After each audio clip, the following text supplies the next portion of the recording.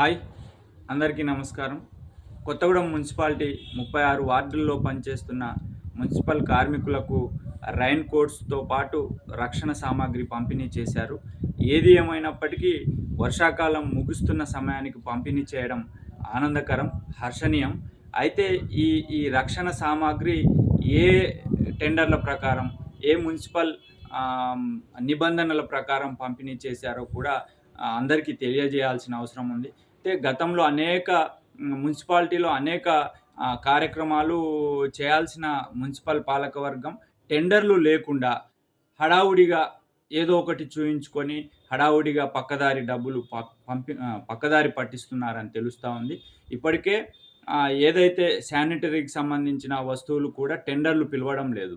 ఈ టెండర్లు కూడా ఓపెన్ టెండర్లు పిలవడం మూలంగా ఎవరైతే తక్కువకు మేము ఇస్తామంటూ వస్తే అది మున్సిపాలిటీకి ఉపయోగం తప్ప, ఎవరో ఒకరు జలాలు సేవ్ కొత్తగూడెం పేరు మీద మల్లయ్య, పుల్లయ్య, ఎల్లయ్య స్టేట్మెంట్లు ఇచ్చారనో, లేకపోతే ఒక 6 నెలల్లో 3 నెలల్లో వాటిని దాపెట్టుకున్న తర్వాత ఏదో ఒక రూపంలో ఏదో ఒక రాజకీయ పార్టీ అడిగినప్పుడు వాటిని హడావుడి చేస్తూ పంపిణీ చేయడం వల్ల మున్సిపాలిటీ ఆదాయానికి భారీ గండి పడుతుందని పెద్ద ఎత్తున విమర్శలు వస్తూ ఉన్నాయి.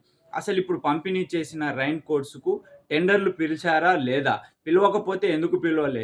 మున్సిపాలిటీలో అనేక కార్యక్రమాలు, అనేక వస్తువులు కొనుగోలు జరుగుతూ ఉన్నాయి. అవి టెండర్లు ఎందుకు పిలవట్లేదు?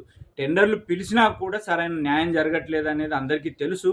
కానీ గుడ్డిలో మెల్ల అయినా ఉపయోగపడుతుంది మున్సిపాలిటీకి అనే మా ఆవేదన.